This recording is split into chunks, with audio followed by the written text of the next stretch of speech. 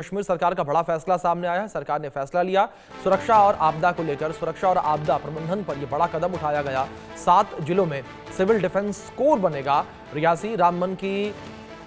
किश्तवाड़ में civil defence corps बनेगा और शोपियां, गांदरबल में सिविल डिफेंस कोर बनाया जाएगा। बांदीपोरा और कुलगाम में सिविल डिफेंस कोर बनेगा। हर जिले में जिला मजिस्ट्रेट कंट्रोलर नियुक्त किए जाएंगे। ये बड़ा फैसला लिया गया है और जो आपदाएं आती हैं उन आपदाओं से बचने के लिए जिंदगियों को बचाया जा सके,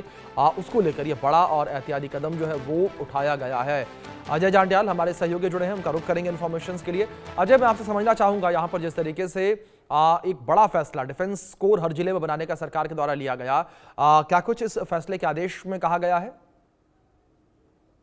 देखिए अभिषेक, एक चीज को समझना होगा कि लगातार आप मिडिल ईस्ट या फिर पाकिस्तान अफगानिस्तान में जो चल रहा है, इन हालात के चलते देखें तो पहले ही भारत और पाकिस्तान से सटी जो सीमाएं हैं उन सभी जो राज्य हैं या यूनियन टेरिटरी हैं या जम्मू कश्मीर की बात करें, एलओसी का इलाका है, यहाँ पर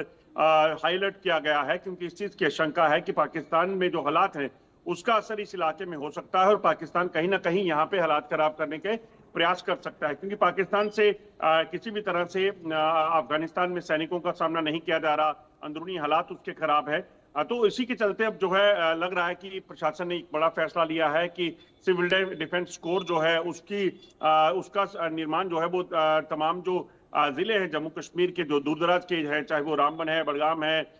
या शोपियां हैं या उधमपुर के अलावा जो किश्तवाड़ डोडा के इलाके हैं, तो तमाम जो 7 जिले हैं सिविल डिफेंस कोर वहां पे बनाए जाएंगे। और इसका मकसद जो है वो सिविल डिफेंस कोर दरअसल बनाने की मंशा ये होती है कि वो उस इलाके को स्ट्रेंथन करेगा, उस इलाके के लोगों को जो है वो ट्रेंड करेगा और उनको थोड़ा बेहतर अवेयर करेगा हालात से निपटने के लिए। अगर कभी इमरजेंसी हो जाती है, कभी सिचुएशन वोलेटाइल हो जाती है, तो उसमें लोगों को अपनी रक्षा कैसे करनी है, लोगों को इन सिविल डिफेंस के लोगों को जो है उनकी रक्षा कैसे करनी है, लोगों को कैसे अवेयर करना है, तो ये इसका मकसद जो है वो यकीनन देखने में लग रहा है। हमने देखा था कि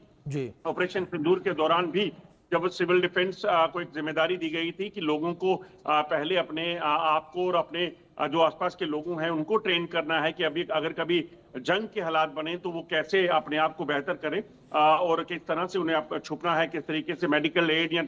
बाकी चीजें करनी है, उन सभी चीजों को जो है सिविल डिफेंस ने बड़े बेहतरीन तरीके से किया था और उसका जो नमूना हमें ग्राउंड पर देखने को भी मिला। तो अब ये जो नई कोर खड़ी की जाएगी, इसका मकसद यकीनन ऐसे इलाकों में जो लोग दूर दराज के इलाकों में भी हैं या ऐसे डिस्ट्रिक्ट में यहाँ पे सिविल डिफेंस कोर नहीं थी, वहां पर भी इसका निर्माण करने की, उसका शुरू करने का जो फैसला लिया गया है। जी अजय, दूसरी ओर जिस तरीके से मजिस्ट्रेट को भी कंट्रोलर नियुक्त किया जाएगा, तो मजिस्ट्रेट की भूमिका समझना चाहूंगा मैं आपसे, किस तरीके से रहेगी?